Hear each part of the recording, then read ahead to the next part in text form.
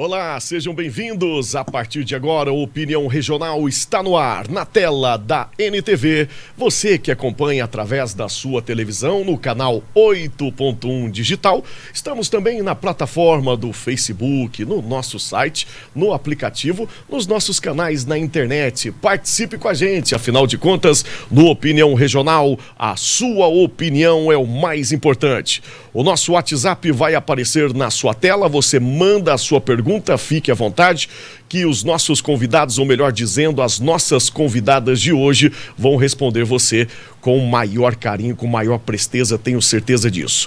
Programa desta sexta-feira no Opinião Regional, a gente recebe mais uma vez no nosso programa, ela que é advogada, a doutora Vanderleia Balbino de Azevedo, já está aqui no estúdio com a gente para um bate-papo muito importante. Doutora, seja bem-vinda, prazer revê-la mais uma vez. Muito obrigada, David. É um prazer é meu estar aqui junto com você novamente e poder contribuir aí com a sociedade.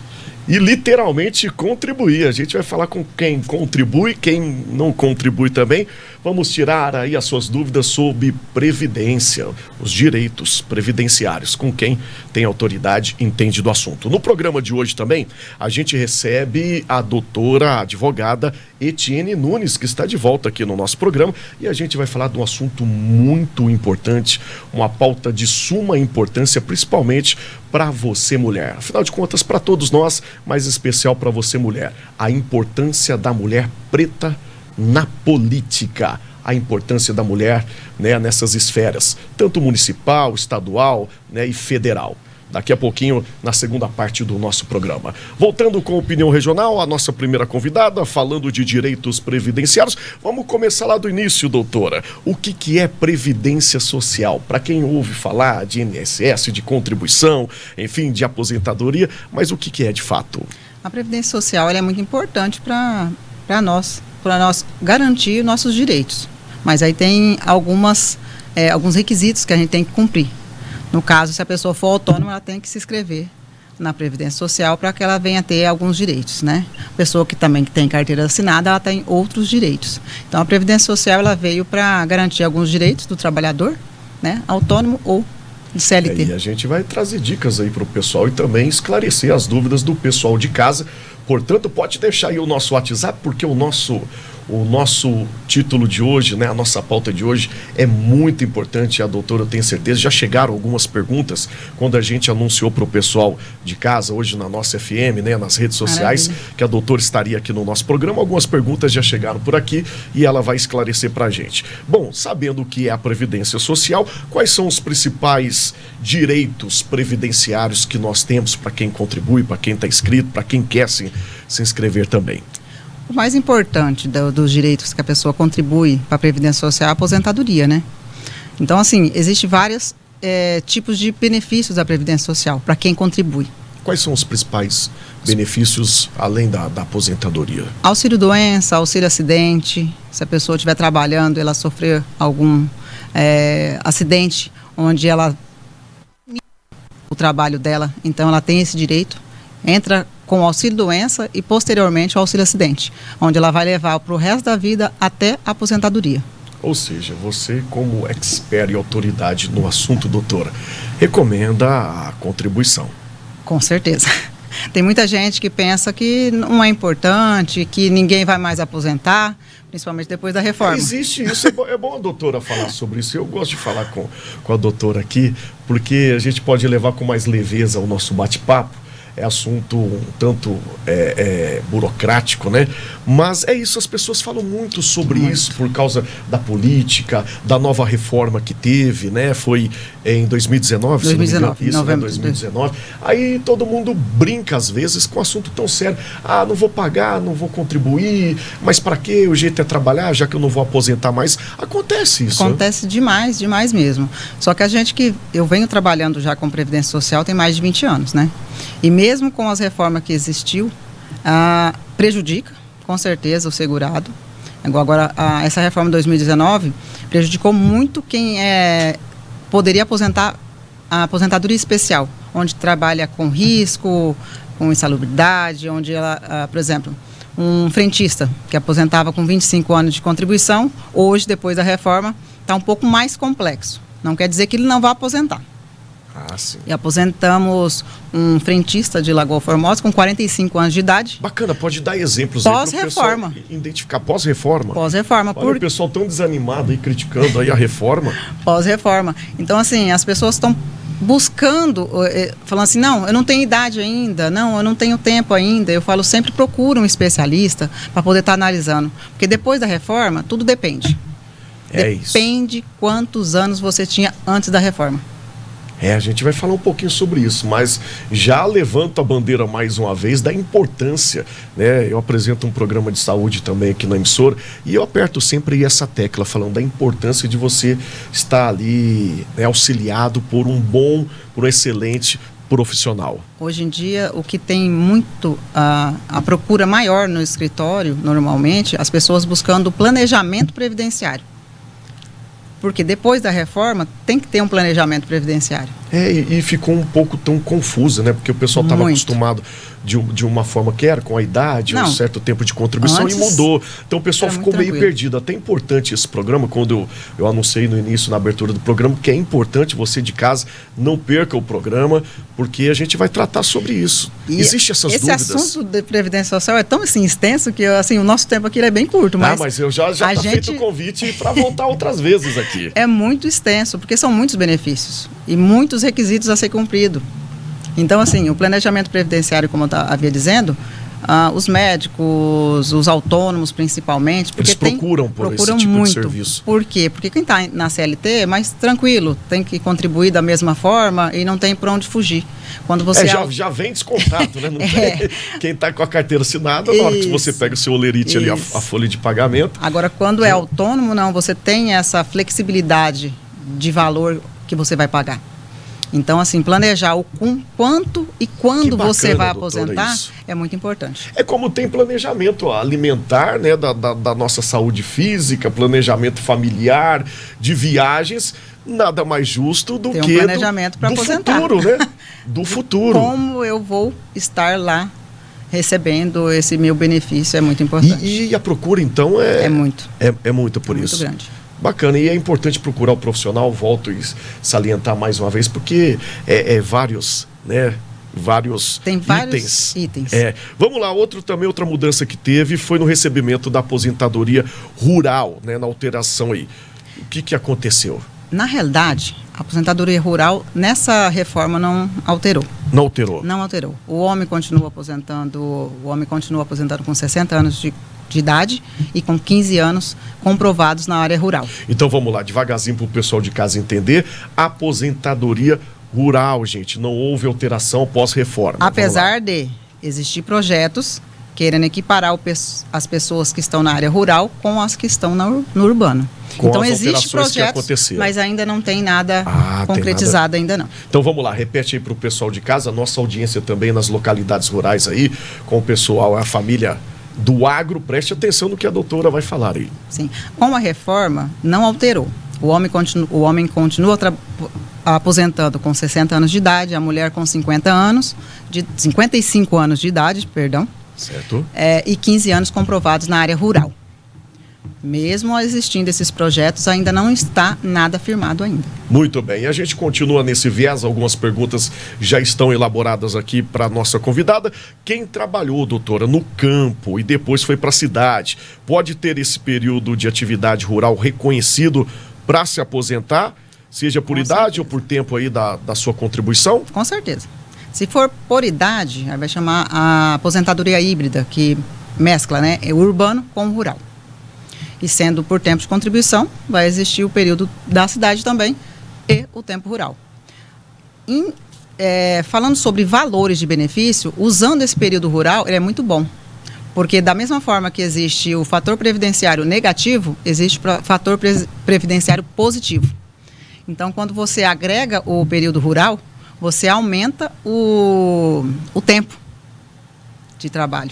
E aí é onde fica mais benéfico a aposentadoria. Muito bem, importante o programa de hoje, hein, gente? Vamos aí, trazendo aí informações informações importantes aí para o seu futuro, principalmente. Algumas perguntas estão chegando por aqui já, doutora. O Paulo quer saber aqui, autônomo, como que paga o INSS? O autônomo tem que... Como é que faz? Não trabalha, não tem carteira assinada, tá ali, mas quer ter aí esses benefícios, quer se aposentar. Ele vai pagar como Qual que é o primeiro passo? Facultativo. Ele tem que... Na realidade, ele nem, se ele já está inscrito já na Previdência Social, ele nem precisa ir até a Previdência Social falar que vai pagar como autônomo. Porque existe um código onde fala que ele está contribuindo porque ele quer contribuir, que é o facultativo. Então, eu estou aqui, não exerço nenhum tipo de função, nenhuma, mas eu quero contribuir. Aí ele vai pagar com o código 1406, que é do facultativo. Tá, então vamos lá, para a gente explicar melhor ainda. Como é que faz? Existe um portal, procura um profissional? Tem um portal do INSS, onde você pode emitir as guias, só que tem que ser emitida da forma correta. Então, assim, se você tiver qualquer dúvida, é melhor procurar um profissional. É isso, já vamos encaminhar e procure aí um advogado da área. No caso, a gente sempre traz aqui, né, as melhores profissionais, cada um na sua especialidade, na sua área. Já vamos então deixar aí para o Paulo que está perguntando aí, como que faz para te encontrar? Fora o programa aqui, depois, para tirar essas dúvidas? Pode ligar no meu telefone. Pode falar? Pode, fica à vontade. Onde fica o seu escritório também? Ah, tá. Meu telefone é o 99801-7436. Vamos lá, devagarzinho pra gente anotar aqui. Vou até salvar aqui pro pessoal, sempre liga depois procurando saber. 9801-7436. 36. E tem o seu @ também, hoje tudo é mais fácil, né, nas redes sociais. Advogada. Vanderleia Advogada. Vanderleia Advogada. Produção, a gente vai para o nosso intervalo. Daqui a pouquinho, antes de eu chamar o intervalo aqui, vamos para a última pergunta. Aposentado por invalidez. Olha só essa aqui, doutor. Aposentado por invalidez, mas trabalha por muitos anos em atividade de risco. É como a doutora falou, tem direito na revisão desse benefício? Com certeza. Tem também.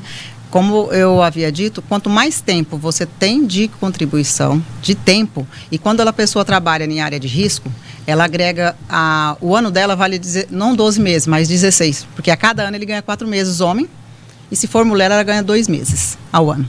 Então, com isso, aumenta o tempo de contribuição. Aumentando, provavelmente, o valor do benefício vai alterar. Então, dá para fazer revisão também. Muito bem explicado aqui pela nossa convidada.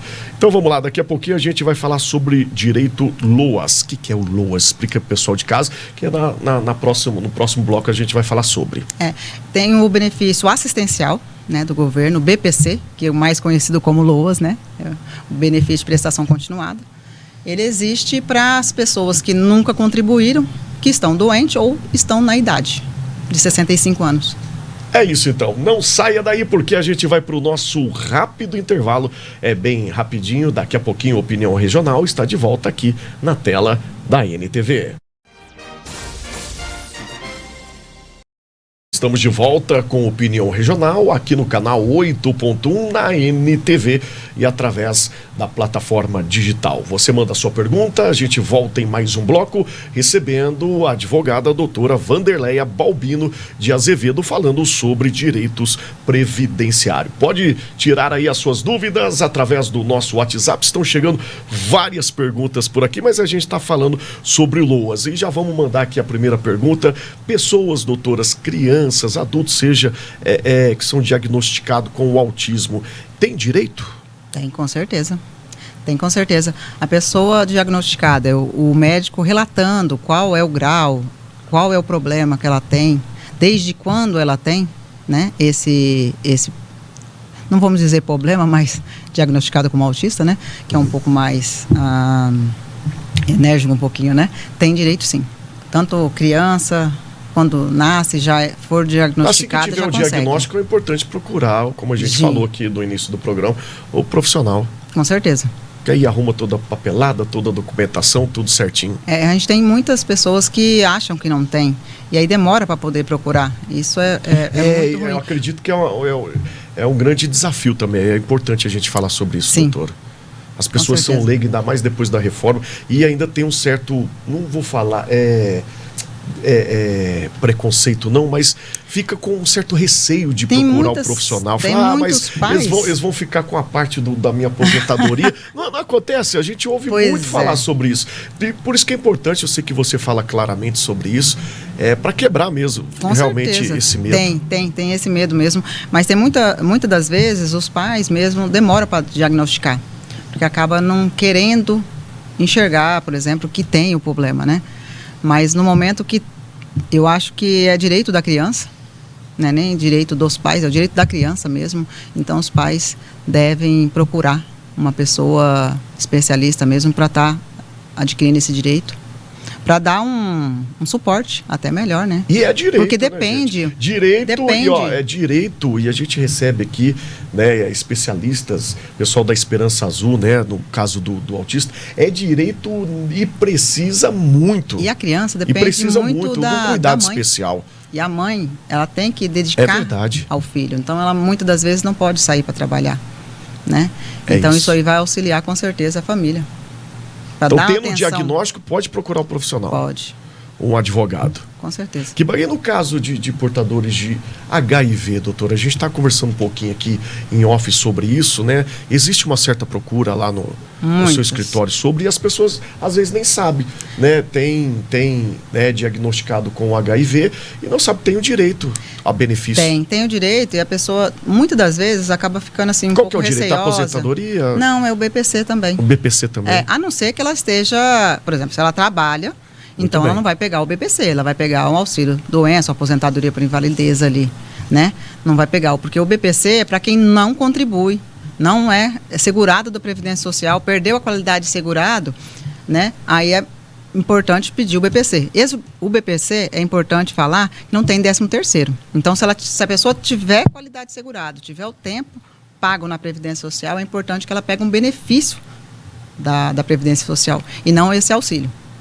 Esse auxílio BPC é só para quem não tem qualidade de segurado ou nunca contribuiu. Tá explicado e muito bem explicado. Bom, e o pessoal de casa vai participando com a gente. O programa de hoje está sensacional, viu? Sou professor, tenho 30 anos de contribuição. Vamos lá. Eu aposento com qual idade? Sou professor do Estado, doutora. Daltinho, um abraço, Daltinho. Obrigado aí pela sua pergunta, pela participação. Daltinho, no seu caso específico, eu preciso que você vá até o escritório ou procure um profissional, né, da sua confiança, para a gente estar analisando a documentação e para poder estar te orientando melhor.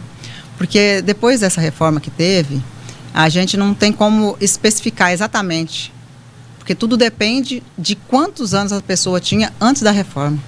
Ah, muito bem. Tá. Então, para que eu descubra, a pessoa tem que analisar a documentação. Então, infelizmente, essa pergunta eu não vou conseguir esclarecer, peço até desculpa. Precisa, porque né? eu preciso dos documentos para poder ver. Doutor, tá muito bem esclarecido, né? Você tem seus direitos, mas tem que procurar o especialista, no caso aqui, a doutora Vanderleia. Porque tem que ser analisado com mais profundidade, né? Para poder estar orientando ele direitinho. E é importante o profissional para você não fazer de qualquer jeito, não ser aprovado, né? Ficar não retido, pode. Ou perder algum outro benefício, né? Isso é importante que você falou. Tem muitos clientes que chegam ao escritório procurando um direito. A gente descobre vários direitos que a pessoa tem. E essa análise é importante porque eu vou buscar o melhor benefício. Então, talvez a pessoa tenha direito de vários benefícios. Então, a gente procura o melhor para que ele seja bem assessorado. E é com os melhores que a gente fala aqui no nosso programa Sempre Sempre. Vamos lá, mais uma telespectadora participando com a gente. Eu me chamo Maria de Lourdes, 62 anos de vida, morei até os 30 anos na roça. Primeiro da minha mãe, depois do sogro, tentei aposentar, não conseguiu. Olha a história. Tenho mais de 25 anos de INSS urbano. Nem obtido, não quer dar certo. O que eu devo fazer? Como que é o nome dela? É a Maria de Lourdes. Dona Maria de Lourdes. Se for da forma que a senhora está relatando, eu não entendo por que a senhora não está aposentada ainda. Porque se for dessa forma, a gente vai utilizar o urbano, mais esse rural, com certeza a senhora já estaria aposentada. Então precisa mesmo, é só verificar a documentação rural, né? Porque tem que ter esse indício material, testemunha, acumular com o período urbano, com certeza a senhora vai aposentar. No caso da Maria de Lourdes, acredito que tenha, até porque é familiar, né? Sim, ela citou que é da mãe, ajuda bastante. Se tem os pais, vai constar na certidão dela, os pais como lavrador, vai ter o documento da terra que vai comprovar que ela esteve lá, vai ter documentos escolar, que ela estudou na zona rural. Então, assim, Consegue, sim, aposentar. É isso, gente, que programa hoje. Vamos lá, o pessoal não para. Falei que a pauta era importante, depois já está feito o convite da doutora voltar em outro programa aqui, tá bom? A gente volta com Vamos certeza. lá então, tenho 60 anos, 29 anos de contribuição. Eu tenho que esperar aos 62 mesmo ou eu tenho chance de aposentar? É mulher? É mulher, é a Geralda. 29 anos de contribuição? Tem 60 anos, 29 de contribuição. Então, a gente tem que analisar o caso dela, se ela tem algum período especial para agregar esses 29 anos. Verificar se ela tem algum período rural para agregar também esses 29 anos, porque com 29 anos e a idade que ela está, realmente ela não iria conseguir aposentar. Só que tem outros fatores. Por que eu falo sempre assim, que depois da reforma a gente tem que olhar, analisar os documentos? Por quê? Porque eu acredito que dependendo alguma coisa que a gente encontrar para ela nesses 29 anos, a gente consegue agregar e aposentar ela. Porém, se ela tiver só 29 anos, não tiver períodos especiais, não tiver períodos rurais, infelizmente ela vai ter que esperar os 62 anos. Muito bem, vamos lá, mais uma pergunta. Meu filho pega o BPC, quando ele, de menor, quando ele tiver 18 anos, eu posso assinar a minha carteira? Alguma coisa por aí, doutora? É o Dilson está perguntando. Então, porque a pessoa para ter o direito ao BPC, ela tem que ter baixa renda, né? Aí tudo vai depender do grupo familiar.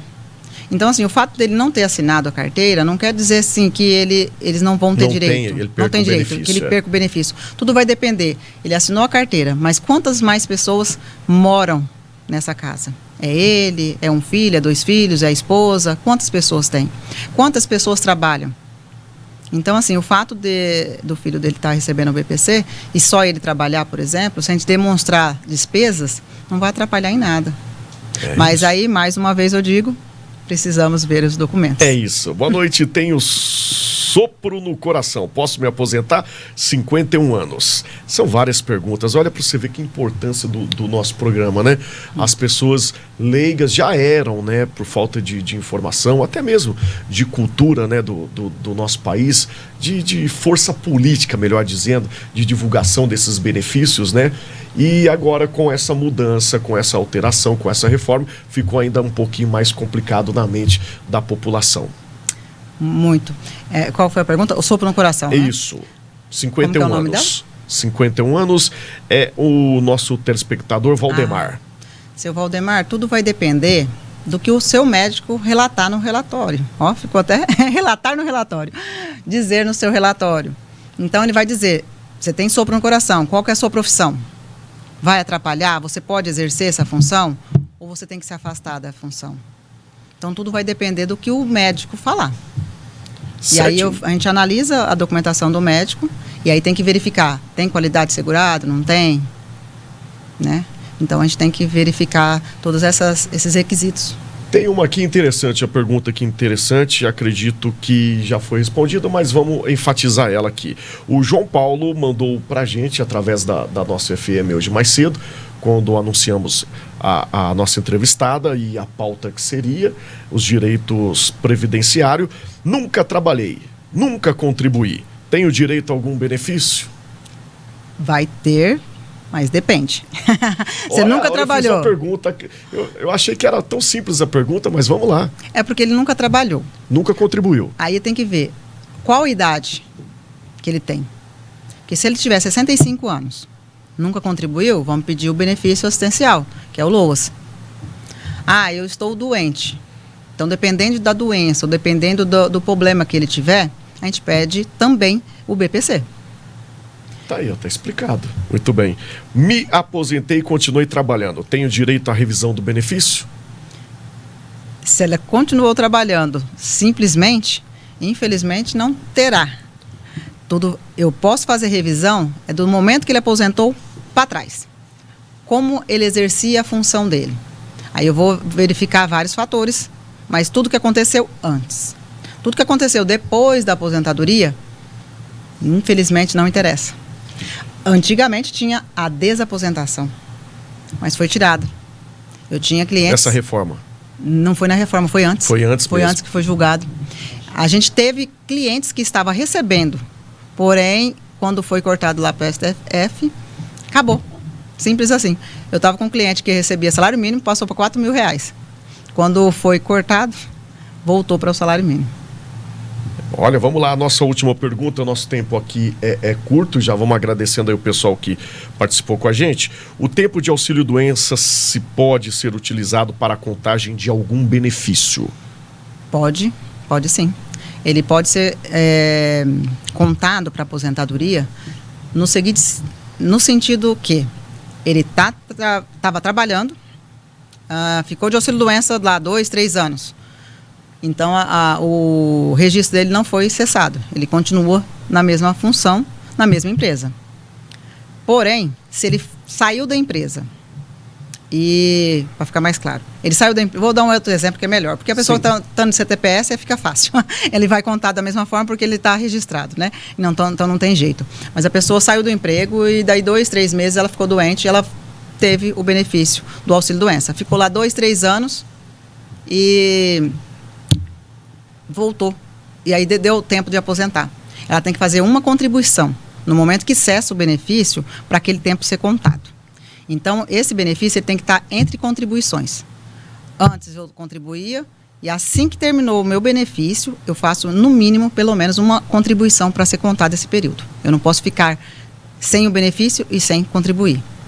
Porque senão eu posso perder esse período do auxílio-doença. É isso, muito bem explicado. E eu separei uma pergunta aqui por curiosidade também. Quem recebe pensão por morte, se aposentar, perde essa pensão? Não. Se for aposentadoria mesmo, isso, não perde. Agora, mesmo recebendo já... Não, ele não perde não. Eu, por exemplo, vou dar exemplo da minha família, no caso. Meu pai, ele tinha benefício da minha irmã, que faleceu, que minha irmã não era casada, então ela deixou os pais como beneficiários. Então, meus pais recebiam. Minha mãe faleceu no meio do caminho. Meu pai ficou com a aposentadoria, a pensão da minha irmã e a pensão da minha mãe. Tá explicado. Então, gente, procure sempre o auxílio de quem entende do assunto, de uma boa profissional, e por isso que a gente recebeu e vamos receber em outras oportunidades a doutora Vanderleia Balbino de Azevedo, que é advogada. Gostaria de te agradecer agora sou eu que agradeço, pela contribuição, levando informações de suma importância para os nossos telespectadores, para toda a sociedade. Espero te encontrar mais vezes, mas antes de você despedir, fala mais uma vez aí o seu @ onde fica aí o seu escritório também. Meu escritório fica na Olegário Maciel, 530, ali no centro, do ladinho do INSS, tá? O meu @ é Vanderleia Advogada e meu telefone, novamente, 99801-7436. À disposição de vocês lá no @ fica mais fácil, Vanderleia Advogada, é isso? Isso. Leve o meu abraço à sua família, ao seu filho também, que eu estimo muito. Ele te estima muito também, ele sempre falou, manda um abraço lá. Pode deixar. Obrigada. É isso então, a gente se encontra mais vezes. Vamos para o nosso intervalo então, daqui a pouquinho a advogada Etienne Nunes vai falar da importância da mulher na política. Ano eleitoral vem aí, vamos falar com quem também representa. Tema certinho? Vamos lá para o nosso intervalo, eu volto já já. Ok, o Opinião Regional está de volta aqui na tela da NTV 8.1 e através dos nossos canais na internet. A gente volta na segunda parte do nosso programa, recebendo mais uma vez, já estava com saudades dela, a advogada, a doutora Etienne Nunes. Seja bem-vinda aqui ao Opinião Regional, prazer sempre recebê-la. Obrigada, David, prazer é todo meu poder estar aqui novamente. Como é que tá os momentos de maternidade? Faz uma confusão na vida, muito tudo, mas é muito prazeroso, é o amor da minha vida. Mamãe, quanto tempo que tá, como que ele Álvaro chama? Tá com 5 meses. 5 meses? Isso. Muito bem, então tá aqui, eu só fiz esse spoiler aqui, essa apresentação, para mostrar que você, além de advogada, de uma mulher, né, autêntica, representativa, é mãe, empoderada, e você faz parte também da OAB, né? Isso. Eu sou conselheira da OAB, né, que da gestão do Dr. Itamar, e sou presidente da Comissão de Promoção da Igualdade Racial. E é isso, a igualdade racial, a gente vai falar sobre isso.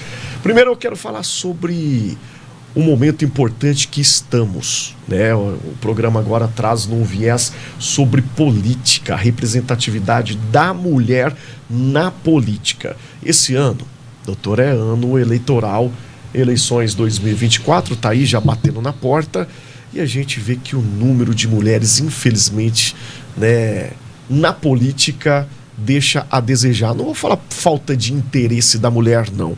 Eu ia falar isso, mas eu pulei essa fala porque eu particularmente acredito, que às vezes nem é por falta de interesse da mulher, mas por alguns obstáculos, por falta de informação, ou até mesmo pelo medo mesmo. E aí? Falei tudo? Por aí mesmo? Na verdade é por aí, e eu entendi a sua ideia. Na verdade o que acontece é o seguinte: a mulher, ela está em poucos cargos importantes na sociedade. Então, os cargos de destaque, em geral, são ocupados por homens. E isso é uma cultura que a gente tem desde sempre, né? Então, está irrigado na sociedade. Mas é importante que, lentamente, a gente comece a fazer essa mudança. Como que a gente faz essa mudança? Na política, a primeira atitude que se teve foi reservar vagas, né? Que seria essa igualdade de gênero que se busca, né? As porcentagens Exatamente. Nos partidos, isso, né? A primeira vez que isso aconteceu em 1995, era apenas 20%. Hoje, atualmente, são 30%, mas o mais importante nem é isso. O importante é que tenha efetividade, porque não adianta eu ter uma reserva que não é efetivamente ocupada por mulher e mulher eleita, né? Sabe que doutor, olha, por coincidência, eu estava conversando esses dias, acredito, com minha filha, sobre isso da participação da mulher, e que merece, pelas nossas autoridades, uma fiscalização mais eficaz sobre isso, porque muitas se candidatam, colocam apenas o seu nome na formação de uma chapa, porque é exigido isso, né? Antigamente era 20%, hoje é 30%. 30% de qualquer partido, né? Tem que ser de mulheres, formado por mulheres, para a política, viu, gente? A gente está falando disso. E aí as mulheres acabam colocando, cedendo o nome e nem trabalham, não tem efetividade. Precisava de uma fiscalização maior. E parece, ouve-me dizer, que esse ano vai acontecer já uma fiscalização sobre isso. Sim, esse ano será diferente, porque anteriormente existia uma regra que seria o ilícito eleitoral, mas era uma regra subjetiva. Então, o que de fato era uma laranja, né, na campanha política? Agora não, agora o objetivo a questão é bem específica, é objetivo o requisito. Então, uma candidata mulher está na chapa, fez a campanha política, não teve nenhum voto? Ou teve um voto ínfimo? 2, 3 só. Então, assim, você sabe que não foi uma candidatura real. Então, a famosa candidatura laranja. Muito bem, muito bem. Nós tivemos a resolução, né, do TSE que fez com que esses pontos sejam objetivos e será analisado para quê? Em caso o partido tenha essa candidata laranja, né, que só ocupou essa cota, que não invista o dinheiro necessário na campanha dela e que ela realmente não trabalhe para efetivar-se, né, como candidata e eleita para que o partido seja punido. A gente citou aqui no caso das mulheres, mas não vão nesse quesito aí, não é só mulher não, tem muita gente, os homens também colocam o nomezinho lá e nada de trabalhar, apenas usar o nome de laranja, e não é porque é mulher porque é usado como laranja não, a gente só quis citar como exemplo. Sim, nós estamos citando as mulheres porque eles utilizam para que completem a chapa, então para que tenha aquele percentual que é reservado, que o partido é obrigado a deixar. Então, para que ele tenha, né, no TSE regular as candidaturas, ele precisa ter essa quantidade mínima de mulher. Só que nós não queremos que as mulheres tenham reservado esse espaço, que serve para quê? Justamente para fazer uma reparação social dos espaços que as mulheres não ocupam. Boa. E que não seja efetivado. E antes da resolução, quando se verificava esse ilícito eleitoral, você não tinha efetividade na punição. Agora, a efetividade na punição, qual será? Além da perda, né, de tudo o que foi feito no trabalho da campanha, você vai perder todos os que foram eleitos. Então, toda a bancada que tiver sido eleita daquele partido que cometeu esse ilícito vai cair. Então, os partidos vão ter mais cuidado em realmente reservar esse percentual e trabalhar, investir o que é constitucionalmente exigido para a mulher ser eleita. É isso, então, vamos ficar atento. Eu estava já preocupado, tá vendo? É importante ter essa fiscalização, não é só usar o nomezinho e colocar lá não, viu? Mas antes disso tudo, doutora, eu sei que você luta muito por isso, você representa muito bem isso. Por que é importante a mulher na política? Seja como vereadora na Câmara de Vereadores, seja como na prefeitura, ou no Estado, na esfera, no Congresso, enfim, por que precisamos da mulher? Eu acho que o primeiro ponto que a gente deve entender é o seguinte: a mulher é maioria na sociedade. Enquanto a mulher é maioria na sociedade, é natural que ela tenha uma representação equivalente. Outro ponto que eu acho muito importante é o seguinte: quem pode falar melhor sobre as suas necessidades do que a própria pessoa? Então, quando nós temos um legislativo totalmente, um executivo totalmente masculino, não que o homem não tenha a condição de garantir os direitos das mulheres, mas você acha que ele tem realmente a mesma condição de dizer o que a mulher necessita? Doutora, só te interrompendo, como por exemplo, para o pessoal de casa entender também, eu adoro exemplos quando citam exemplos aqui. Agora a gente teve uma polêmica sobre o aborto, né? E a falta que faz da mulher estar ali em peso, que tá certo, alguns defendem, a gente teve cenas de teatro, pessoal, né, insinuando, a gente viu aí o show que aconteceu, mas quem deve de fato e sente na pele é a mulher. Exatamente, eu acho que o equilíbrio e o discernimento em qualquer assunto é muito bem-vindo. Eu entendo que isso é um assunto de mulher, é um assunto que a maioria das mulheres deveriam sentar, conversar e decidir, porque senão é o outro decidindo por mim. E o que é a mulher propriamente, o que ela está dizendo, o que aquele conjunto de mulheres entendem. A gente sente muito falta disso, por exemplo, no tribunal do júri. Eventualmente, um crime específico contra a mulher, são todos jurados homens. Onde que está aquele ponto, né, de equilíbrio da mulher? Então, assim, tem um mínimo, né, e tudo, mas eu digo assim, nós queremos ser representadas por outras mulheres, e não só os homens falando por nós. Eu quero conviver com homens que falam em favor das mulheres e não que fale pelas mulheres. Olha, isso é importante. Repete esse finalzinho dessa fala aí, doutora, até para ficar registrado. E eu tenho certeza que as nossas telespectadoras estão adorando a sua fala e serve também de atenção, né, e de mente aberta aos nossos telespectadores também. Sim, a questão é que nós queremos, e eu, como mulher, digo, eu quero ter o acesso e conversa com homens que falem sobre o direito das mulheres. Mas eu não quero que eles falem pelas mulheres. Então, é necessário que os homens atuem na causa com a gente, mas não que eles falem por nós. Nós queremos ter o nosso espaço, o nosso momento de fala, e não que alguém esteja falando por nós que não está, né, na nossa condição, né? Muito bem. Doutora, antes da gente chamar o nosso intervalo aqui, Etienne, houve uma melhora nessa questão de direito das mulheres? Você acha que estamos evoluindo a passos curtos, mas estamos, ou está estagnado ou está retrocedendo? Qual que é a avaliação que você faz, principalmente na pauta de hoje, que é a mulher na política? David, antes da minha gestação, eu estava muito ativa, até no final da gestação eu ainda consegui trabalhar bastante, e eu estava no auge. Uma pessoa virou e falou assim para mim: mas você acha mesmo que isso que você está fazendo vai ter alguma repercussão? E eu respondi para a pessoa: é a pauta da minha vida. Se você me falar que tudo que eu estou fazendo não vale nada, você está dizendo que é uma vida que não teve utilidade. Então, eu acredito que sim. Aos poucos, dentro de casa, primeiro com seu pai, conversa com um namorado, com um marido, ensina para o filho, que é a chance eu vou ter agora de criar um homem de valor, né, que defenda o direito das mulheres e que não seja um agressor, que não seja abusivo, porque isso é uma cultura e a gente tem que devagar ir desconstruindo e fazendo uma sociedade em que respeite a mulher e que ela ocupe o espaço que realmente lhe é devido. E eu avisei que eu acertei aqui na convidada, viu? Tinha muito tempo que eu queria te encontrar. Toda vez que você vem, é uma fala muito, muito leve, né? Que é um assunto polêmico. Sim. Né? Onde divide opiniões e, como você falou, tem o tabu, já é cultural, infelizmente, a tradição, aí os homens acham ruim. E você fala com uma leveza, mas assim, numa seriedade muito bacana, que é bom a gente ouvir de você. Que às vezes chega, é verdade, vou falar agora também como homem, as mulheres vão brigar e já chegam brigando pelos seus direitos. Então, com a sua leveza, o seu profissionalismo, parabéns, viu Etienne? Obrigada. De verdade.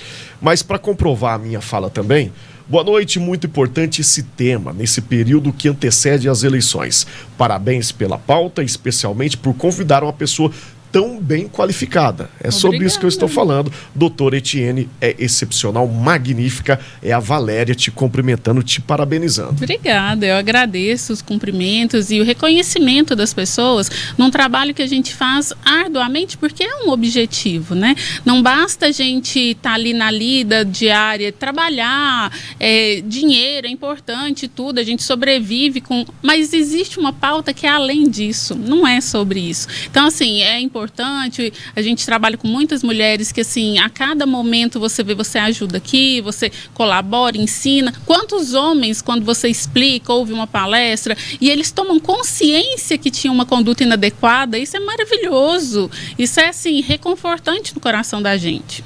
É isso, estamos sempre aprendendo e me coloco aqui no lugar, mais uma vez, de aprendiz, né? E é sempre muito bom aprender com você que representa muito bem. Falando de representatividade, a gente vai para o nosso intervalo e vamos falar também sobre outro tema, outra pauta importante, que é a mulher preta. É assim que se fala. Exatamente, a mulher preta. Tá vendo? A mulher preta na política. Se já é difícil para a mulher em si, imagina a mulher preta. Vamos falar sobre isso? Vamos sim. Daqui a pouquinho, depois do nosso intervalo, Opinião Regional volta já já. Esse é a Opinião Regional, que está de volta aqui no 8.1 digital da sua televisão, através do Facebook, no nosso aplicativo, nosso site e YouTube também. Participe com a gente através desse número que está aparecendo aí na sua tela. Afinal de contas, a sua opinião é o mais importante. A gente volta para o nosso último bloco, esse bate-papo leve, mas muito sério, com a advogada doutora Etienne Nunes. Estamos falando sobre a importância da mulher na política, né? E por que, doutora, que você acha, o que impede toda essa dificuldade de ter as nossas mulheres cada vez mais representando lá, seja no Congresso, nas câmaras, enfim? Sem dúvida, é uma questão histórica, né? Então, as mulheres não tinham esse acesso, né? O voto veio mais tarde, né? A independência da mulher, tudo é mais tardio. Bem lembrado, a mulher antigamente podia nem votar. Exatamente. Então, é uma desconstrução que a gente faz. E o trabalho que nós fazemos é justamente...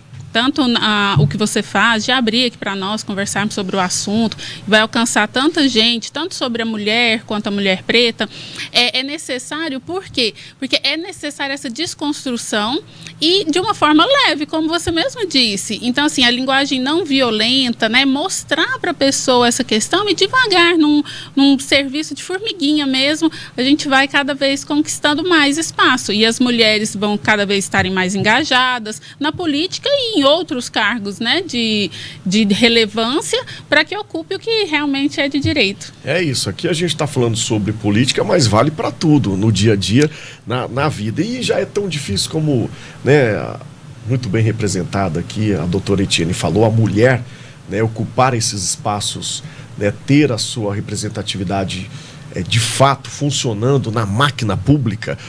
E para a mulher preta, é assim que se fala. Eu estou aprendendo também, gente. A mulher preta, doutora, é mais difícil ainda? Na verdade, é sempre importante a gente falar o seguinte, não importa a nomenclatura que você dê, desde que não seja ofensiva, mas sim o tom que se fala. Então, a expressão mulher preta é sempre muito bem-vinda e o que é importante no cenário, né, que nós vivemos hoje? Que os hipervulneráveis, né, que seria uma mulher já é vulnerável, a mulher preta é mais vulnerável, então o preto, o pobre, periférico, vai tornando aquela pessoa com uma condição muito afastada da sociedade. Então, esse trabalho de conscientização, né, para humanização e que as pessoas tenham a consciência que esses cargos importantes devem ser ocupados também por pretos e por mulheres pretas também. E agora a gente falou de tanto ter lá na cadeira, né, de concreto a mulher, mas também a mulher tem o seu papel importante, que é ir lá votar. é importante votar, já que é um direito constitucional adquirido, né? Antigamente não tinha esse direito. É importante a mulher ir lá votar. É muito importante, até porque o público que se vota, os eleitores, são mais que a maioria. Então, é acima de 50%, 53%, 54%. Então, essas mulheres têm que votar para elegerem pessoas que efetivamente a representem, independente de serem homens ou mulheres, né? Então, assim, você tem uma pauta, um candidato que tem pontos que você verifica que são importantes na vida da mulher, para que ela tome a decisão de votar. Porque quando nós não votamos, o que é que nós fazemos? Deixamos outras pessoas decidirem por nós, que é justamente o que nós não queremos. E olha o que a doutora falou, que você tenha a sua opinião, o seu voto, e não seja influenciado pelo seu parceiro, pelo marido. Ó, vou fazer a colinha, você vai lá e vota nesse aqui. É importante, independente que o seu cônjuge aí tenha, né, o seu parceiro tenha um lado político, vote em X, você no Y, que você mantenha a sua opinião e vá lá votar sem influência. Sim, a mulher é sempre muito pressionada, né, em todos os setores. Então, nem pelo marido, nem pelo chefe, nem pelo colega, nem por ninguém. O voto é secreto. Ah, eu tenho medo de me posicionar. Deixa a pessoa falar o que ela quiser, você vai lá na urna sozinha e faz o que você entender certo. Então, assim, o debate, a lide, a briga não é necessária. Você tem a sua convicção, vai lá e exerça o seu direito, e o voto é secreto. Ninguém precisa saber em quem você efetivamente votou. Então, faça dessa forma e exerça seu direito no formato que você entende mais correto. E não deixe de votar, de brigar pelo seu direito, porque depois pode pagar um preço caro. Sim, a gente sempre fala o seguinte, a mulher tem a questão ela é mais demandada na residência, né? Então, mesmo no dia da eleição, né, a mulher vai ter que fazer almoço, a mulher vai ter que cuidar do filho, mas vamos, gente, com dificuldade, mas vamos comparecer, vamos votar para que a gente possa escolher por nós mesmas. É verdade, acontece muito isso. Não, mas ele vai lá votar, ou eu não vou votar porque eu tenho que ficar com as crianças, eu tenho que fazer almoço, eu estou recebendo aqui os parentes. Vamos levar todo mundo, vamos pegar as crianças, vamos pôr no carrinho, pega na mão dos grandinhos e vamos votar. A Etienne representa muito bem como nós acertamos em cheio a nossa convidada de hoje, sempre com o jeitinho da mulher. E hoje vou te falar até mais, a gente vai dar com mais leveza esse assunto. Para muitos, capaz que a mulher que influencia o marido ir lá votar, viu, Etienne? Ah, com certeza. Com essa leveza toda da Etienne, fica bem melhor. Mas, ó, é importante essa fala quando você diz que não precisa brigar, claro, e nenhum questionamento seja religioso, né, político, mas é muito importante, e queria que você falasse sobre isso, Etienne, da mulher ter a sua opinião. Sim. Se chamar ela para o embate, o porquê esse candidato, para falar sobre política, o seu posicionamento, essa é a palavra, que a mulher se posicione também, é importante, e que não fique apenas calada. Não, e o que eu digo sempre muito importante é o seguinte, numa mesa em que uma mulher não pode falar, eu não quero escutar. Então, as mulheres têm que ocupar o espaço delas e elas têm que ser ouvidas. Uma violência realmente social que nós temos é o fato de quando uma mulher vai se posicionar em meios, né, políticos e em outras instâncias, a interrupção da mulher é uma violência. Quando uma mulher está falando, ela não deve ser interrompida. Ela tem que concluir o raciocínio. A ideia de uma mulher não pode ser usurpada. A mulher acaba de expor uma ideia, o homem vem e repete a mesma coisa que a mulher falou e coloca como se fosse uma ideia dele. Então, isso é uma violência contra a mulher. É uma violência institucional, é uma violência estrutural. Então, isso tem que ser observado. E isso é no dia a dia. É quando você está no sacolão, é quando você está na feirinha. Você está tratando as mulheres como elas devem ser tratadas, e elas não devem ser tratadas melhores que os homens, elas devem ser respeitadas na medida do direito delas, que é o que a gente pede, é só igualdade, a gente não está pedindo mais. É isso, deixei você concluir agora, tá vendo, doutora? Mas só para ficar mais leve mesmo o nosso programa, e a mulher também tem que saber se portar, né? Não precisa ser agressiva para conseguir o seu espaço, para mostrar a sua opinião, o seu posicionamento, para ganhar e adquirir seus direitos. Você não precisa de gritaria, você não precisa, como você disse, já tem alguns direitos, mas com leveza fica mais fácil, com Sim, a verdade. A linguagem não violenta, né? E quem está certo não precisa gritar, né? Então, se você está certo, com os argumentos corretos, com a forma correta, acessando o órgão correto, você vai ter direito ao que você está pleiteando, né? Então, assim, eu acho que também vai muito de perfil de pessoas. Eu tenho um perfil mais pacifista. Eu realmente só altero e falo bravo quando realmente tem que ser. Então, assim, nos outros momentos eu tento ser o mais leve possível, até porque assim a vida fica mais leve, né? A jornada da mulher já é mais difícil. Então, não porque, né, tentar ser um pouco mais tranquila, um pouco mais leve, equilíbrio, autoconhecimento, eu acho que são questões que a gente sempre tem que estar observando. Agora sim, autoconhecimento. É claro que a gente fala aqui dos espaços estarem ocupados pelas mulheres, mas elas têm que adquirir conhecimento como qualquer outro ser humano. A mulher se dedicar, a mulher estudar, não é isso? Isso é importante. É importante, mas o que nós temos que observar é que as mulheres estudam mais, ganham menos e ainda fazem o serviço de casa. Então, na verdade, a gente está na contramão. Eu acho que as mulheres têm feito muito e sendo pouco reconhecidas e valorizadas.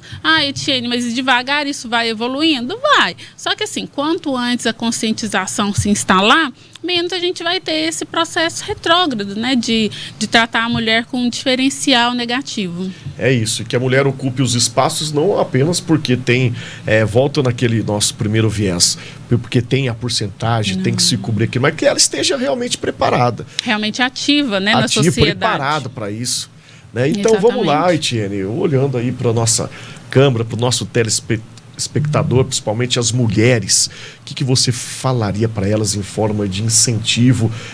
Quem já se filiou a partidos, né, que tome o posicionamento de se prepararem nesses último tempo que falta, se candidatarem com o seu nome, colocarem seu nome à frente, como que você fala para elas em forma de incentivo, para elas engajarem na política? Eu acho que as mulheres devem se engajar em todos os cenários. Então, agora a política já está aí, né, já é amanhã. Então, assim, fazer um trabalho no pré.